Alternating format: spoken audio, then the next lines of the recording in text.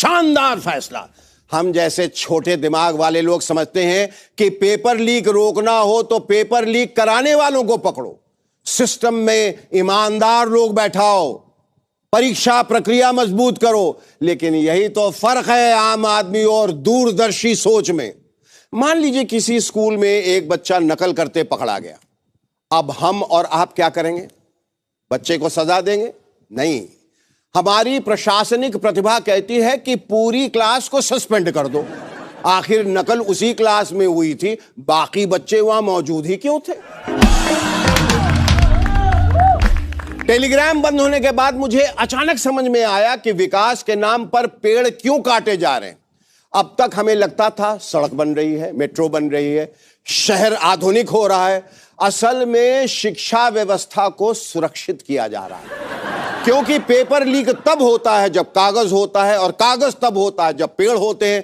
मतलब इस देश का हर पेड़ संभावित पेपर लीक का आरोपी है।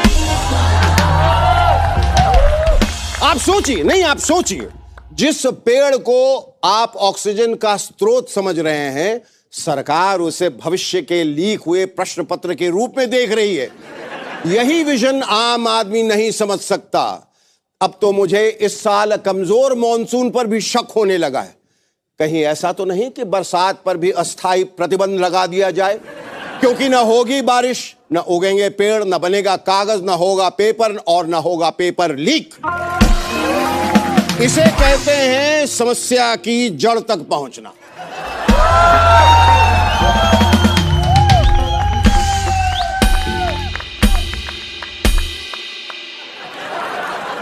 कुछ समझ में आया? सर लगता है आपका माइक बंद है। नहीं सर, लगता है कोई आपकी आवाज दबाने की कोशिश कर रहा है। अरे मेरी आवाज अब जनता की आवाज बन चुकी है, उसे अब कोई नहीं दबा सकता। सर कहीं आप बिक तो नहीं गए? हट! मैं कोई सांसद या विधायक हूं जो बिक जाऊं? अरे भाई, ये साइन लैंग्वेज थी जिसे हर कोई नहीं समझ सकता सिवाय हमारी मीडिया के। पिछले दिनों G7 मीटिंग से बहुत सारे वीडियो आए जो कि म्यूट थे। फिर मीडिया वालों ने पूरे देश को समझाया कि मोदी ने दिया करारा जवाब, मोदी ने आंख दिखा दी, मोदी से सब कांपने लगे, मोदी को सबने बॉस माना, मोदी सबको सिखा रहे हैं, मोदी ने सुना दी खरी खरी, मोदी को देखते ही ट्रंप खड़े हो गए कुर्सी से, मोदी ने दुनिया को दिखाया रास्ता। इस पर मोदी जी का कहना था, अच्छा ये सब कब हुआ? नीट के री एग्जाम में गड़बड़ी पाई गई है। नागपुर के एक छात्र को आबू धाबी में सेंटर मिला है। Abu Dhabi? फिर तो एग्जाम हॉल आईडी के साथ पासपोर्ट भी बनाना पड़ेगा। पता चला अगला centre Papua New Guinea, Alaska, North Pole या फिर होनोलुलु में पड़ा हो। अब बताइए, नीट पेपर के लीक को रोकने के लिए टेलीग्राम को बंद कर दिया गया। How sad. मैं तो कहता हूं सिर्फ टेलीग्राम ही क्यों, Instagram, Facebook, Twitter, LinkedIn, WhatsApp सब बंद कर दे। मैं तो कहता हूं टिंडर, बम्बल, हिंज भी बंद कर दे।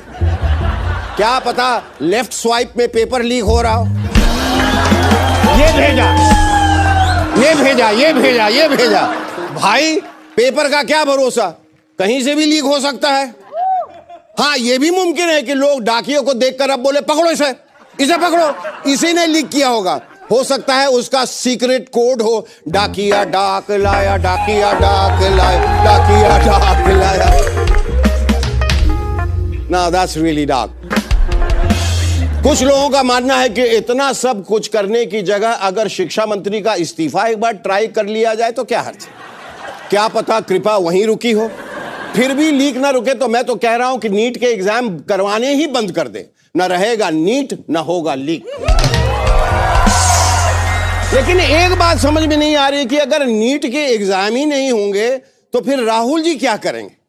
अरे भैया, बड़ी मुश्किल से तो उनके हाथ एक मुद्दा लगा था खैर वैसे भी राहुल जी कहां से रोक लेंगे, वो तो अपनी राज्यसभा उम्मीदवार मीनाक्षी नटराजन का पर्चा लीक होने से नहीं रोक पाए। सुभाष चंद्र बोस जी का नारा था, तुम मुझे खून दो मैं तुम्हें आजादी दूंगा। यह दूसरी बात है कि योगी जी ने कहा कि स्वामी विवेकानंद ने यह नारा दिया था। हो सकता है शायद उन्हें अलग से दिया हो। खैर इस नारे को आज के नेताओं ने बदल दिया है कि तुम हमें वोट दो, हम जीतकर पार्टी बदल लेंगे।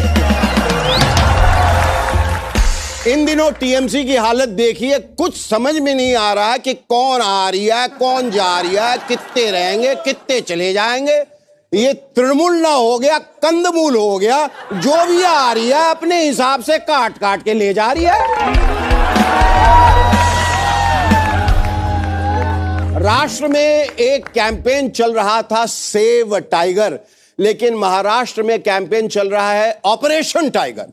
इस गंभीर ऑपरेशन के बाद उद्धव ठाकरे के कुछ सांसद अब शिंदे सेना में बेड रेस्ट करेंगे।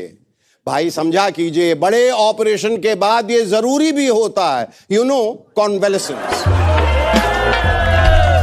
वहीं संजय राउत का ठाकरे जी से कहना था, टेंशन न ले सर आप, हम बीजेपी से कोई कम है क्या?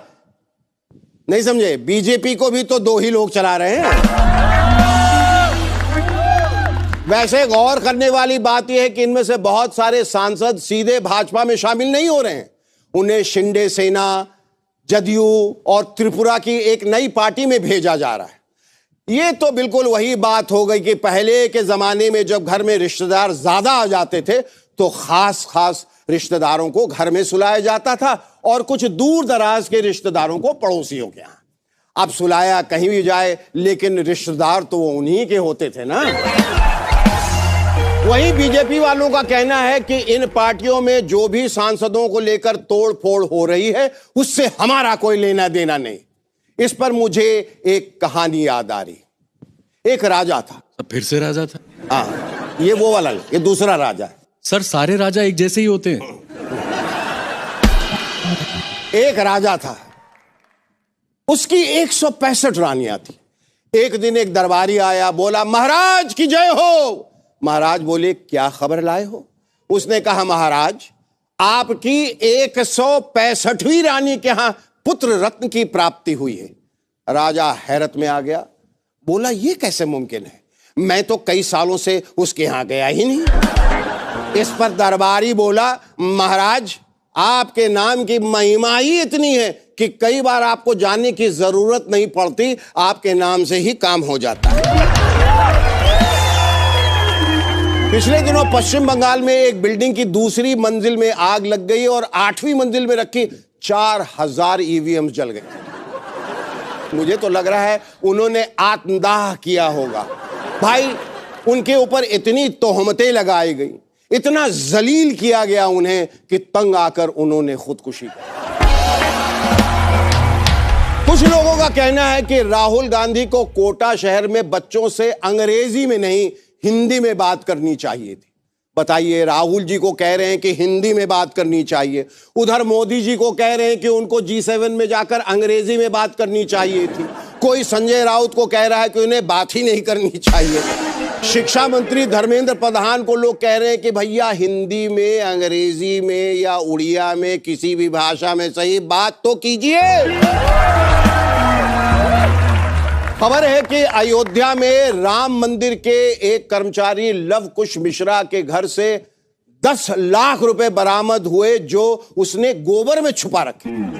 अरे अरे बेचारा कितना गरीब आदमी है, घर में तिजोरी तक नहीं है। वैसे देखा जाए कि अगर उसका नाम लवकुश है तो ये उसका जन्मसिद्ध अधिकार है। भाई उसने चोरी नहीं की, पैतृक माल समझ के रख लिया होगा। इस चोरी को लेकर सरकार ने एक एसआईटी बैठा दी है। खैर अक्सर एसआईटी के साथ यही होता है, अभी वो बैठी है, जब तक वो खड़ी होगी मुद्दा ही बैठ जाएगा। ये ट्रम्प भी विचित्र आदमी है। बताइए, कहा कि मेलनी ने इतनी बार उनके साथ फोटो निकालने की जिद की कि तरस खा के उन्होंने उनके साथ फोटो खिंचवा ली। किस गलतफहमी में हैं आप? मेलनी मेलेडी खाकर फोटो खिंचवाती हैं, तरस खाकर नहीं, समझे? एक्सीलेंसी। देश के चीफ इकोनॉमिक एडवाइजर वी अनंत नागेश्वरन ने कहा है कि अब सॉफ्टवेयर और एमबीए का दौर खत्म हो चुका है, इसलिए यह सब छोड़कर अब भारत के युवाओं को कारपेंटर, वेल्डर और प्लम्बर बनने की ट्रेनिंग लेनी चाहिए। बिल्कुल सही कहा सर। वैसे भी इकोनॉमिक्स की टूटी हुई नैया को रिपेयर करने के लिए अच्छे कारपेंटर्स, दान पेटियों से चढ़ावे की चोरियां रोकने के लिए अच्छे वेल्डर्स और एग्जाम पेपर्स के लीक को रोकने के लिए अच्छे प्लम्बर्स की जरूरत तो है। तमाम पेपर लीक की घटनाओं के बीच राजस्थान यूनिवर्सिटी ने पूरी मुस्तैदी से, पूरी शिद्दत से, पूरी सावधानी से, पूरी एकाग्रता से और पूरी निष्ठा से एमए सेकंड सेमेस्टर के क्वेश्चन पेपर को बिना एयरफोर्स की मदद के, बिना टेलीग्राम बंद करवाए, बिना किसी लीक के एग्जाम हॉल तक सफलतापूर्वक सील्ड पैकेट्स में पहुंचा दिया। तालियां। बाद में पता चला कि क्वेश्चन पेपर्स के साथ साथ उनके आंसर शीट्स भी उसमें ही अटैच है। फिर से तालियां। अरे यूनिवर्सिटी के कर्ता धर्ताओं, ये एमए का पेपर था, किसी महान राजनेता का स्क्रिप्टेड इंटरव्यू थोड़ी था कि सवाल के साथ साथ जवाब भी उसी लिफाफे में रखकर दे दिए जाए। यूनिवर्सिटी ने बताया कि अब एग्जाम्स दोबारा होंगे। देश में पहली बार ऐसा माहौल बना है कि परीक्षा देने वाले से अधिक टेंशन में परीक्षा लेने वाले नजर आए। हालत यह थी कि स्टूडेंट्स तो घर से निकलकर सीधे सेंटर पर पहुंचे और उधर इन्विजिलेटर्स, एग्जाम कंट्रोलर्स और सेंटर सुपरिटेंडेंट साहब 4 मंदिरों में माथा टेकते हुए आए। हे भगवान, बस आज का पेपर ठीक चला जाए, 1.25 किलो लड्डू चढ़ाऊंगा। ये देखकर स्टूडेंट्स ने उनसे कहा, साल भर ठीक से तैयारी करते नहीं हैं और एग्जाम टाइम में भगवान भगवान करते हैं। अयोध्या राम मंदिर से चढ़ावा चोरी की खबर आ रही है। बताइए, इतने सालों से उनके परम भक्त एक तरफ से चढ़ावा चढ़ा रहे थे तो दूसरी तरफ से कोई परम कमबख्त उतारा कर रहा है।